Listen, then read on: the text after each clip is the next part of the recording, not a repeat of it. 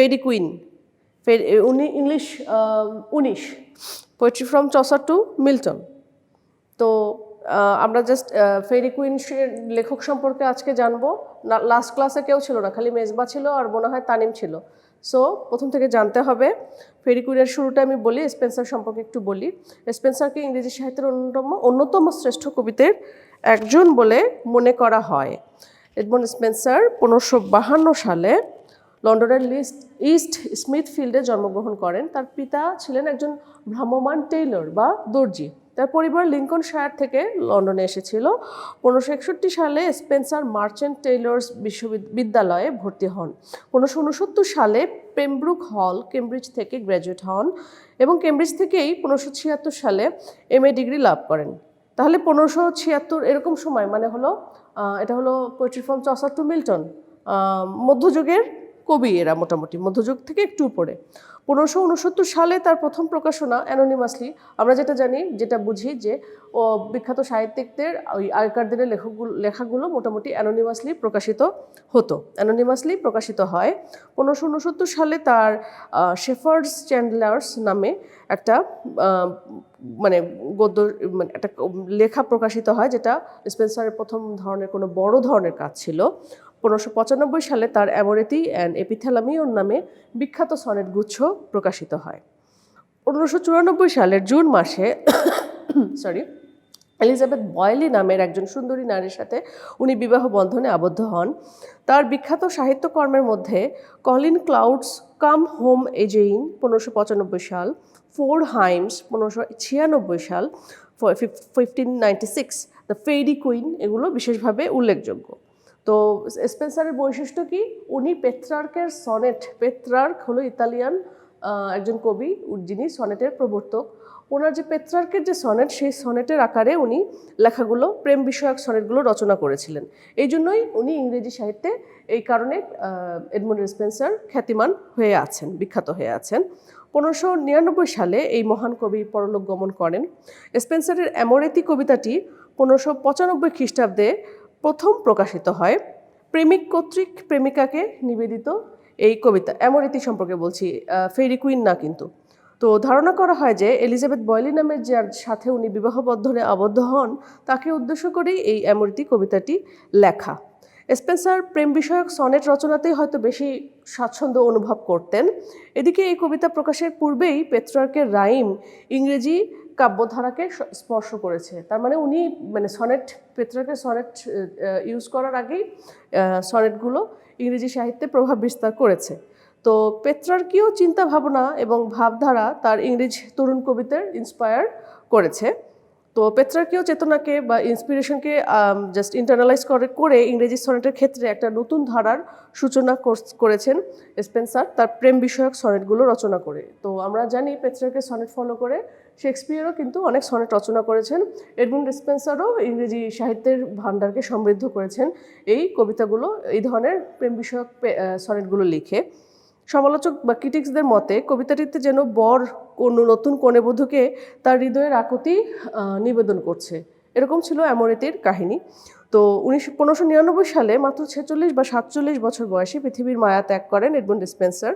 তো আমরা যেহেতু তার জীবনকর্ম পড়লাম, আসলে তার মেইন হলো তার টেক্সটটা পড়া। তো সেটা বলতে গেলে বলতে হবে ফেরি কুইন সম্পর্কে বলতে হবে। ফেরি কুইনে কি আছে আমরা জাস্ট আগে কাহিনীটা দেখি, তারপরে আমরা ডিটেলসটা। ফেরি কুইনের উপরে কিন্তু আমি একটা পাওয়ার পয়েন্টও দিয়েছি, আপনারা পেয়েছেন? রেসপন্স করেন। পাওয়ার পয়েন্ট কিন্তু ফেসবুকে ফেরি কুইন নামে আছে, দেয়া আছে, ঠিক আছে? নেক্সট দিন, আজকে আমি জাস্ট বাংলাটা বলছি, নেক্সট দিন আমরা ওইটা দেখে দেখে পড়বো কি আছে না আছে, ঠিক আছে? আজকে আমরা জাস্ট ওভারঅল একটা সামারিটা জানি। তো এডমন্ড স্পেন্সারের জগৎবিখ্যাত গ্রন্থ যেটা আমরা ফেরি কুইন সম্পর্কে জানি, এটা নাম যেটা আমরা আজকে পড়বো বা আমাদের টেক্সটে আছে, সেটা 1590 খ্রিস্টাব্দে প্রথম প্রকাশিত হয়। বইটা 3টা পর্বে ভাগ। মোটামুটি মূলত ফেরি কুইন স্পেন্সার রচনা করেছেন মহাকাব্যিক বা এপিক পোয়েট্রি সেই আকারে। এটা অনেক বড় বই। এই কাব্যে একজন, কাব্য মানে হলো বড় কবিতা, যে লিরিক পোম, এই কাব্যে একজন অনুগত ধর্মপ্রাণ সৎ বীর নাইটের একটা সাগা বা আখ্যান বা টেল রচিত হয়েছে, যে নাইট, যে সৈন্য রানীর কাছে প্রতিজ্ঞাবদ্ধ হয়ে মানব কল্যাণে নিজেকে সমর্পণ করেছে। যে নাইট সবসময় অকুতভয় থাকে, সে ড্রাগনের সাথে, দানবের সাথে, মানে ড্রাগন, মনস্টার এদের সাথে লড়াই করে জয়ী হয়, রানীর প্রতি অনুগত, সহযোগিতা করে অত্যাচারিত মানুষদের, দুর্বলদের পাশে বন্ধুর মতো দাঁড়ায়। এমনই এক দুঃসাহসী নীতি আদর্শের যে একটা সিম্বল এই নাইট বা সৈন্য, তাকে নিয়েই এই বিশাল কাব্যের প্রথম পর্বটি রচিত হয়। তো ফেইরি কুইনের 3টা ভাগ, 3টার মধ্যে আমাদের এখানে আমরা পড়ব বুক 1 সম্পর্কে। এটা অনেক বড় একটা কাব্য, এটা পড়ে শেষ করা সহজ না।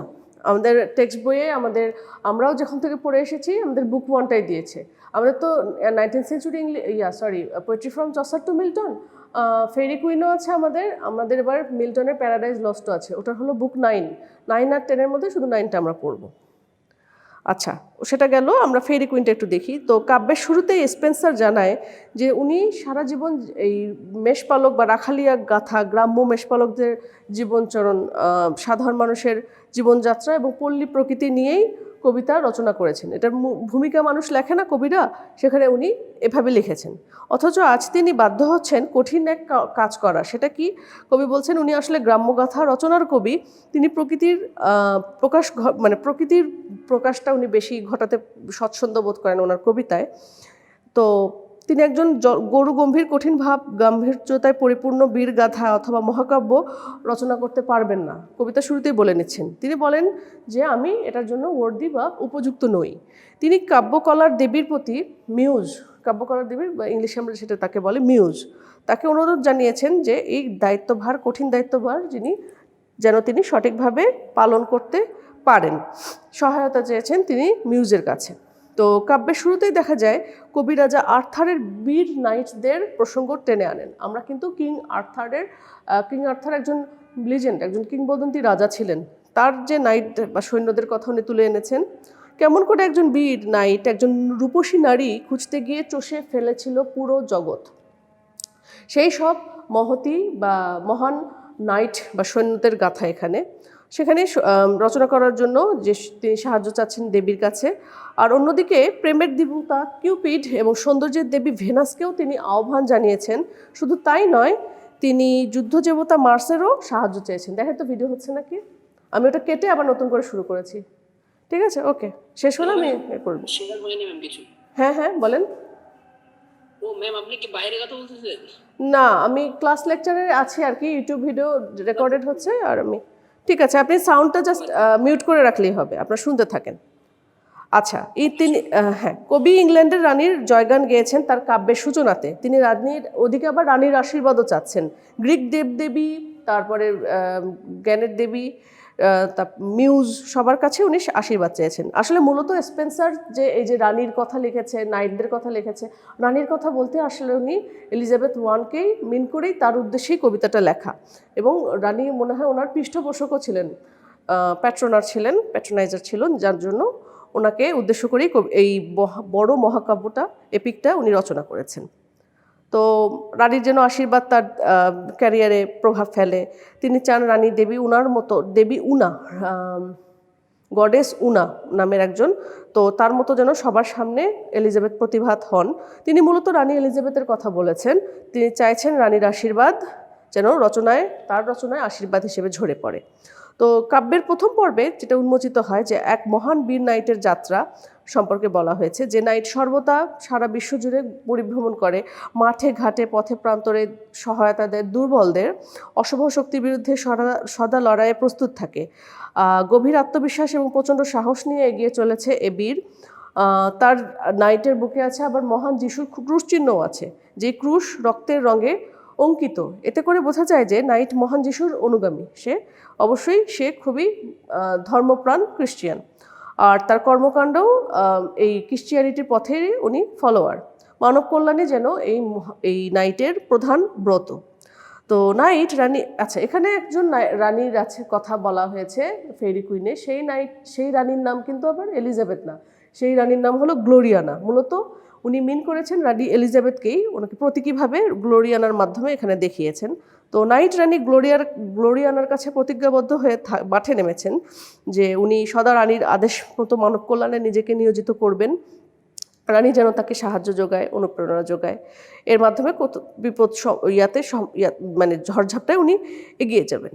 তো নাইট সবার আগে এগিয়ে চলছে, তার পিছনে ধবধবে এক গাধায়, মানে একটা ডাঙ্কি, তার গাধায় চড়ে যাচ্ছে এক খুবই সুন্দরী যুবতী। এই রমণী মূলত এক রাজার কন্যা, যে রাজার পুরো রাজ্যপাট ধ্বংস করেছে এক ড্রাগন, নিহত পুরো রাজপরিবার। শুধু নাইট উদ্ধার করে এনেছে এই রাজকন্যাকে, যার নাম উনা। উনা এক মানে বামনাকৃতির, একজন ডুয়ার্ফ আকৃতির, সাথে এক ভার মানুষ তার সাথে চলছে নাইটের পিছনে পেছনে।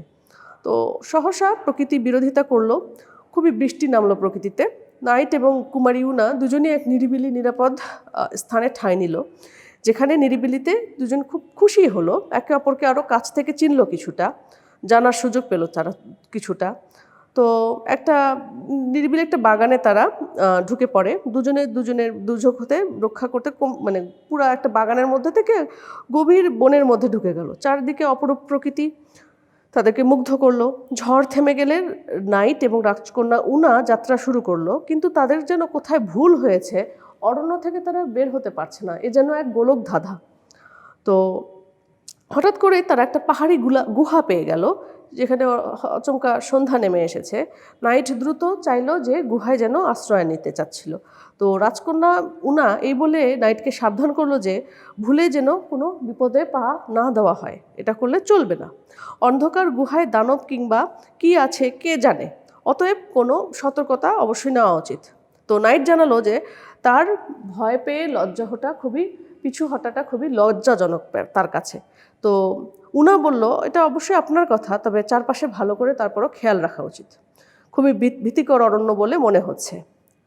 তো হঠাৎ করেই যে বামনাকৃতির যে ডোয়ার্ফ লোকটা ছিল, সে একটা হুঁশিয়ারি বাক্য উচ্চারণ করলো যে এই বন সাধারণ মানুষের বসবাসের উপযোগী নয়, অতএব এখান থেকে দ্রুত পালাও। কিন্তু নাইট এই ব্যাপারে রাজি হলো না, সে পালানোর ব্যাপারটাকে খুবই কাপুরুষোচিত মনে করলো। এটাই স্বাভাবিক একজন নাইটের কাছে, সৎ নাইটের কাছে।